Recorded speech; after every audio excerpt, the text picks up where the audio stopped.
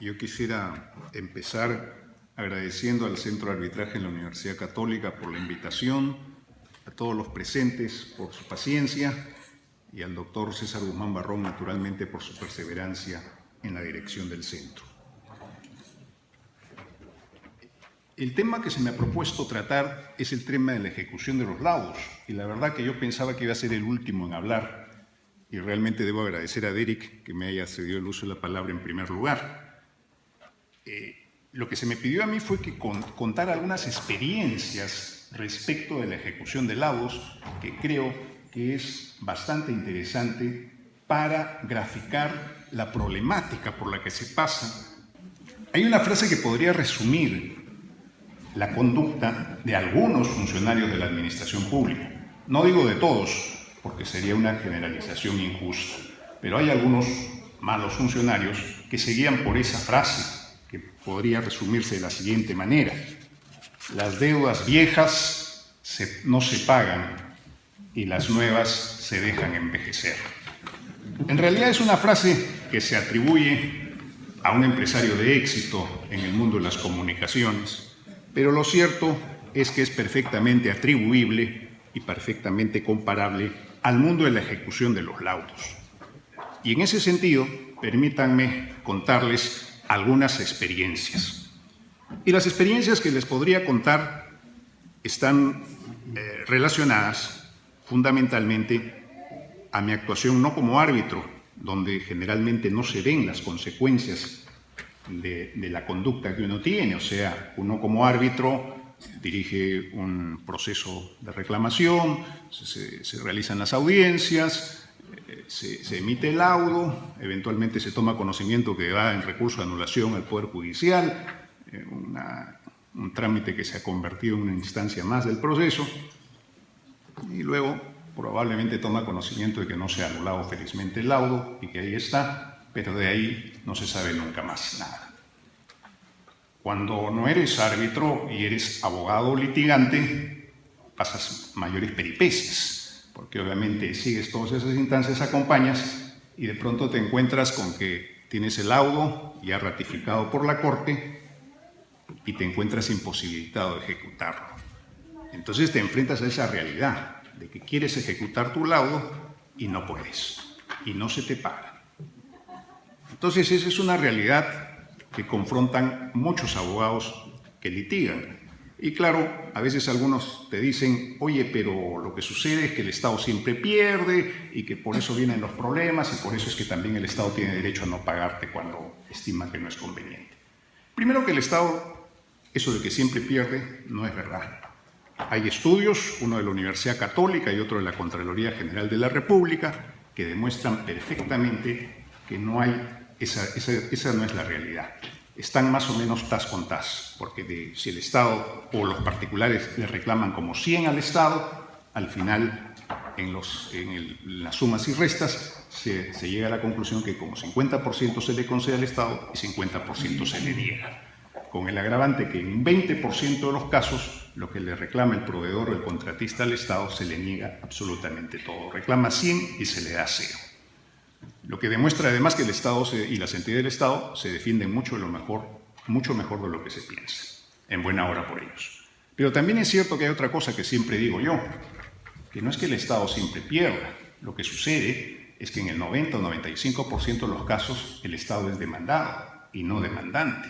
¿Por qué? Porque el arbitraje se ha constituido, en el arbitraje en contratación pública, en el único mecanismo que tiene el particular, el contratista o el proveedor, para intentar restablecer el equilibrio del contrato que puede deteriorarse a lo largo del desarrollo del mismo. ¿Cómo así? Porque, por ejemplo, si el que incumple, siempre lo digo, el que incumple sus obligaciones es el contratista, el Estado o la entidad del Estado no tiene que tomarse la molestia de llevarlo a arbitraje para ajustarle el cuello. Simplemente tiene 5 acciones que puede tomar contra el proveedor para obligarlo a que se alinee si es que está conduciéndose mal. Lo primero que hace la entidad del Estado es dejarle de pagar, con lo cual le coge la yugular. En segundo lugar, le aplica las penalidades previstas en el contrato, con lo cual lo empieza a ajustar más. En tercer lugar, le resuelve el contrato, con lo cual ya lo deja medio muerto.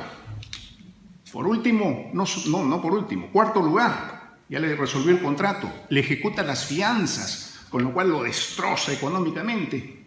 Y finalmente, para ya rematarlo y asegurarse que no resucite, lo manda al Tribunal de Contratación del Estado para que lo inhabiliten para contratar con el Estado.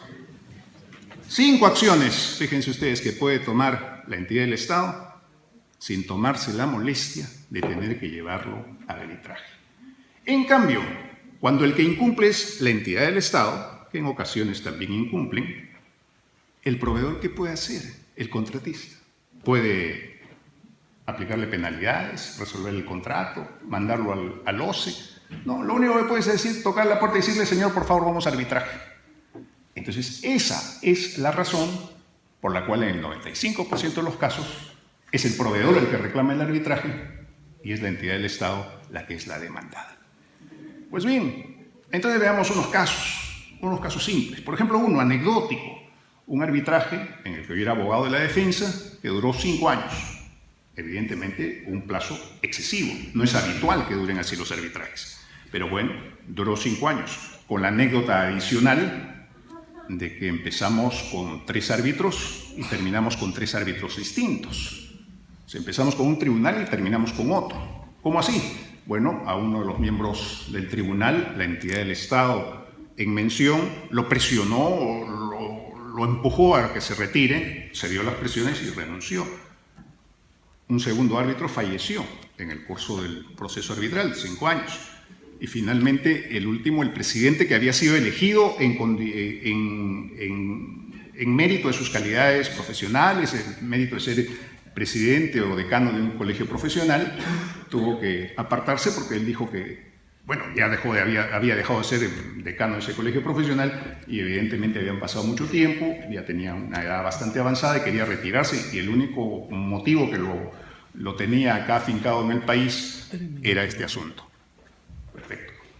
En fin, cambiamos de tribunal arbitral, fue otro distinto.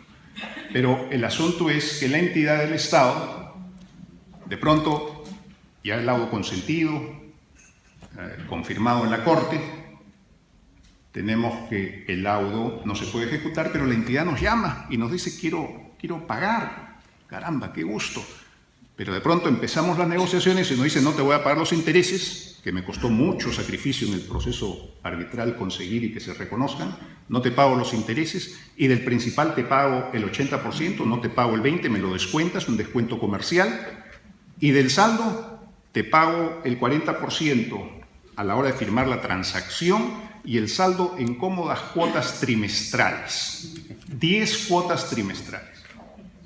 Dios mío. Bueno, y frente a esa realidad, lo único que tienes que hacer es o lo tomas o lo dejas.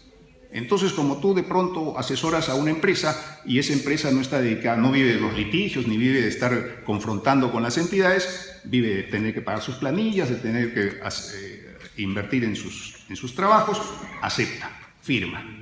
Pero te queda la curiosidad, ¿de dónde surgió esa generosidad? Si es que que se puede llamar así, generosidad de ese funcionario público, de esos funcionarios públicos, de invitarte a pagar, porque tranquilamente podían seguir sin pagar y vivir tan tranquilos.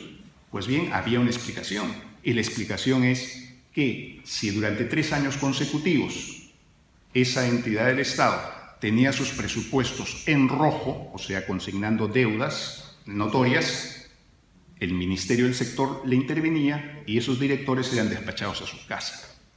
Entonces los señores tenían que poner su balance en azul. Y la única manera de poner en azul es pagándonos. Entonces había que llamarte y decir, oye, vamos a poner esto en rojo en azul, pero masacrándote, tasajeándote la deuda y pagándote de esa manera. Esas son las realidades que los estudios no registran. O sea, te dicen tanto pierde el Estado, tanto gana, tanto esto, pero no te dice cuándo paga y cómo paga. Yo invitaría a las entidades que se especializan en realizar esta clase de estudios en hacer esa clase de investigaciones y en poner las cosas en su justa dimensión. Eso es lo que nos falta. Tendría otros ejemplos para contarles, pero creo que el tiempo va avanzando, pero creo que eso es suficiente para tomar conciencia de los problemas que confronta la ejecución de laudos. ¿Cuál es la solución? Una de ellas, creo, para no dejar con el problema planteado sin formular un intento de solución, una de ellas es empoderar al tribunal arbitral. La ley de arbitraje dice que el tribunal arbitral está facultado para ejecutar el laudo.